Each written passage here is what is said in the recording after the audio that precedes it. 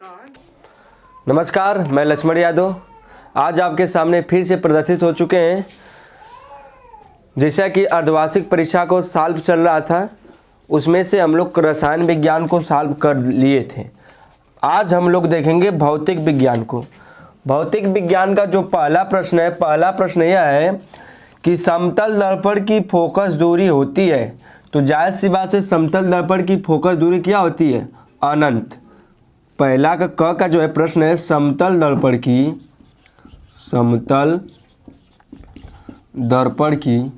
Focus दूरी होती है। क्या होती है भैया? पहला ऑप्शन है इसका 0, दूसरा 25 सेंटीमीटर, तीसरा अनंत, चौथा कोई नहीं। तो कौन सही होगा? तीसरा वाला। समतल दर्पण की फोकस दूरी क्या होता है? अनंत होता है। क्या माना जाता है? समतल दर्पण की फोकस दूरी अनंत। अब इसका ख वाला क्वेश्चन देखते हैं। ख वाला क्या है? ख वाला क्वेश्चन है कि मानव नेत्र की स्पर्श दृष्टि की न्यूनतम दूरी होती है। मानव नेत्र की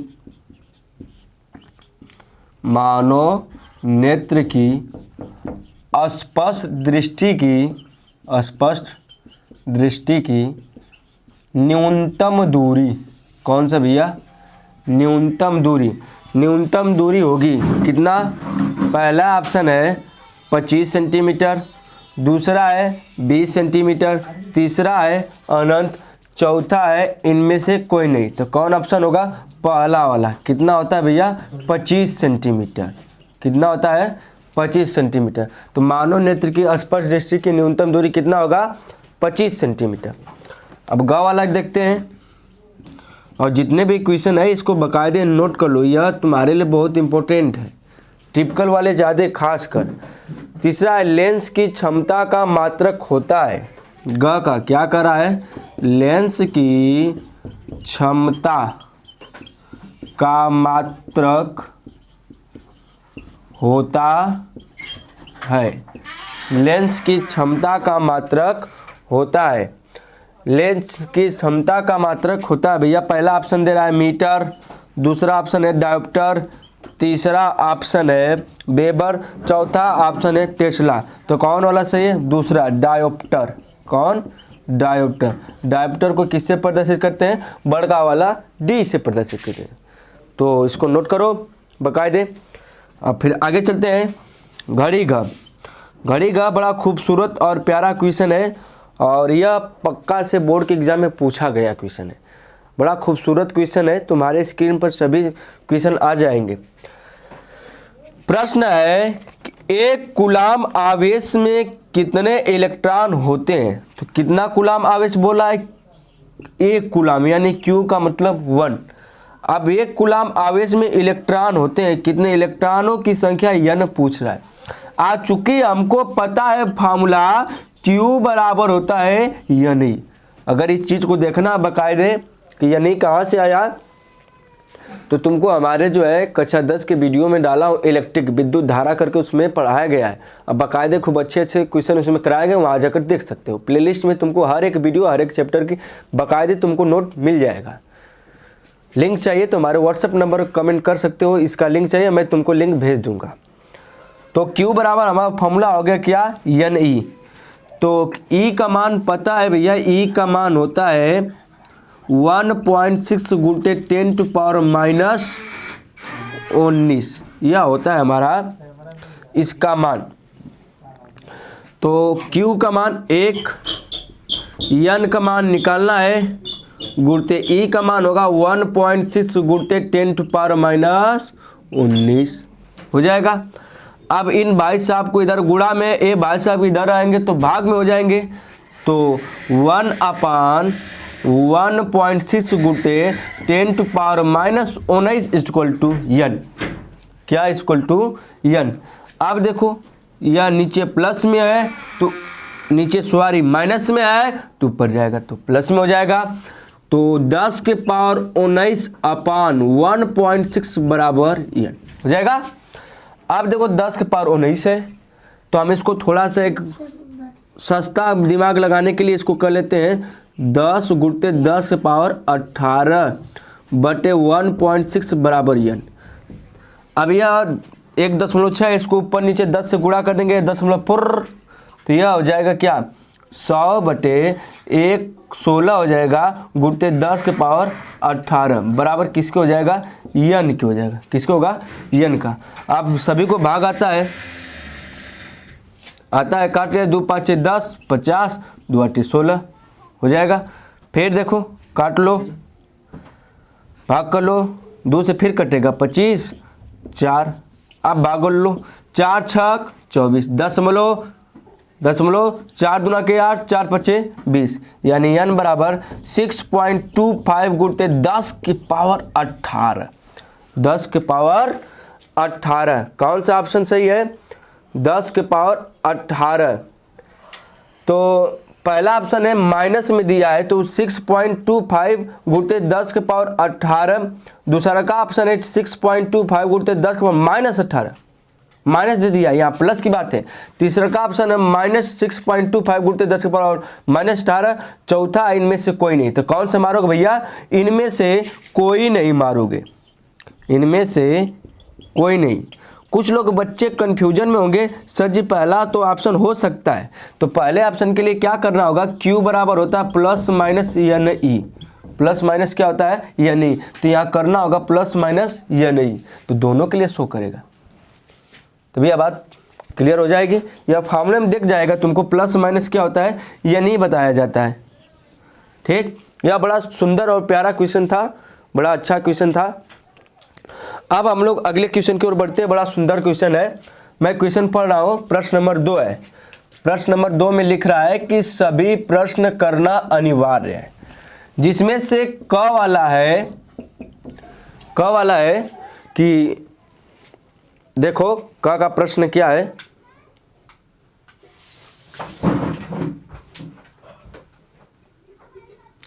क्वेश्चन नंबर 2 देखो क्वेश्चन नंबर 2 बड़ा सुंदर और प्यारा है। इसको करा भी दिया गया है। स्नेल का नियम लिखिए। स्नेल का नियम देखो भाई साहब स्नेल का नियम क्या होता है किसे कहते हैं। तुम सब पढ़े होगे प्रकाश का अपवर्तन। प्रकाश के अपवर्तन में नियम पढ़ाया गया होगा कि प्रकाश के अपवर्तन की 2 नियम होला। पहला नियम साधारण नियम जो परावर्तन को होता है बस उसमें परावर्तित किरण की जगह अपवर्तित किरण करते हैं। और इसका जो दूसरा नियम है अपवर्तन का वही हमारा क्या होता है स्नेल का नियम अर्थात sin I/sin R = n यानी नियतांक। यह खूबसूरत प्यारी सी बात हमारी स्नेल भाई साहब का है और इसको बाकायदे नोट करके लिखो। क्या कहे स्नेल ने कहा कि यदि हमारा माध्यम निश्चित हो। क्या मैं बोला यदि माध्यम क्या हो निश्चित। क्या मैं बोला यदि माध्यम क्या हो भैया निश्चित और प्रकाश का रंग भी क्या हो एक ही अर्थात एक ही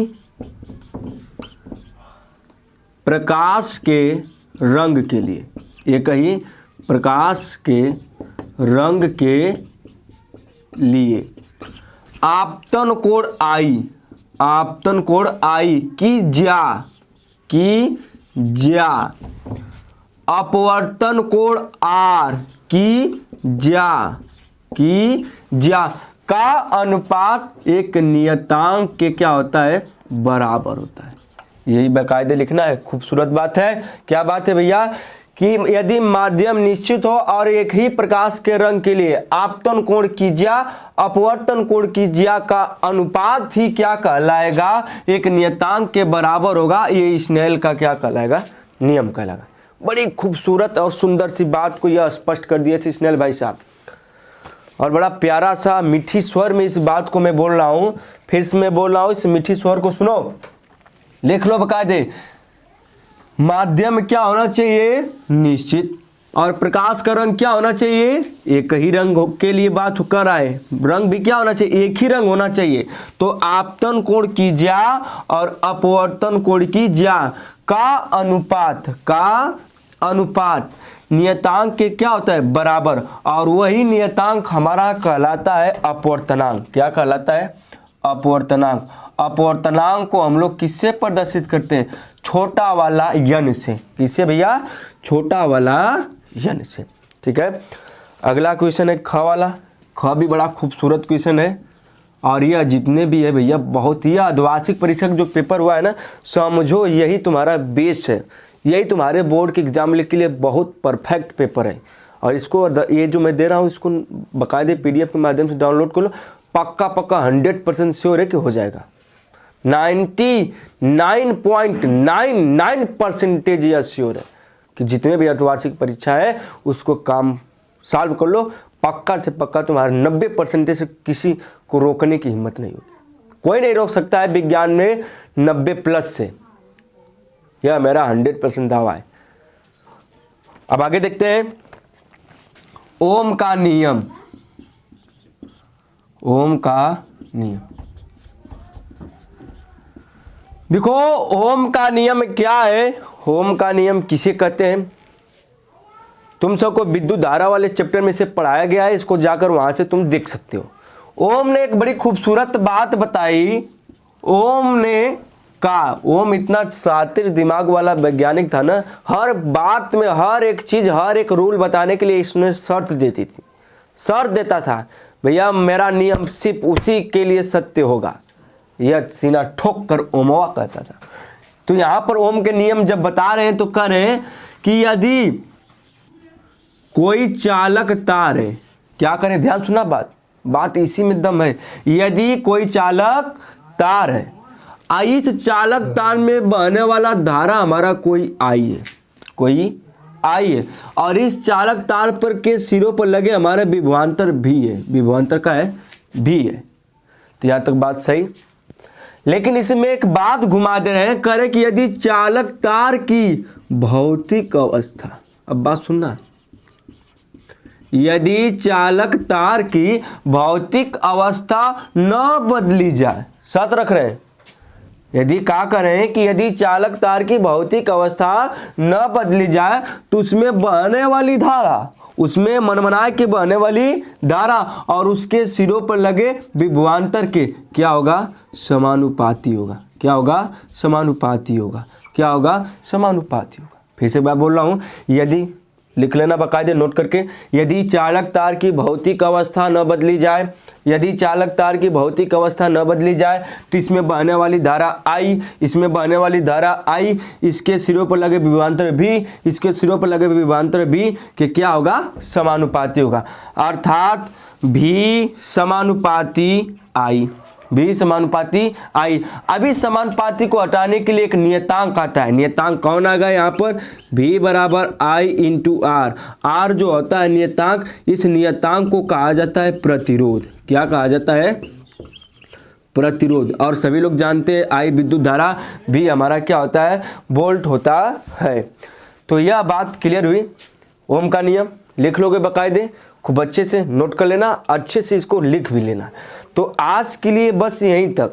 कल हम लोग खूब अच्छे अच्छे सवालों का अध्ययन करेंगे और यहाँ पर एक डायोप्टर किसे कहते हैं उसकी परिभाषा को जानेंगे। कल बहुत खास वीडियो होने वाला है और यह जो आदिवासी पेपर, इसको खूब अच्छे से डाउनलोड कर लो। इसमें भौतिक विज्ञान के, केमिस्ट्री के बहुत खूबसूरत प्रश्न दिए हैं, खूबसूरती वाले प्रश्न हैं, लाजवाब प्रश्न हैं। तो आज के लिए बस इतना ही। हमारे YouTube चैनल को खूब सारा प्यार दो, लाइक करो, कमेंट करो। कुछ बच्चे तत्पर कमेंट करते रहते हैं और सवालों को सवाल हमारे कमेंट बॉक्स में और हमारे व्हाट्सएप पर भेजते रहते हैं। और तुम सब जो है, मैं लास्ट बार फिर से कर रहा हूँ, तुम जो है हमारे लिए भगवान हो, भगवान से तुम सब कम नहीं हो। तो love you, God bless you, my God love you, thank you so much.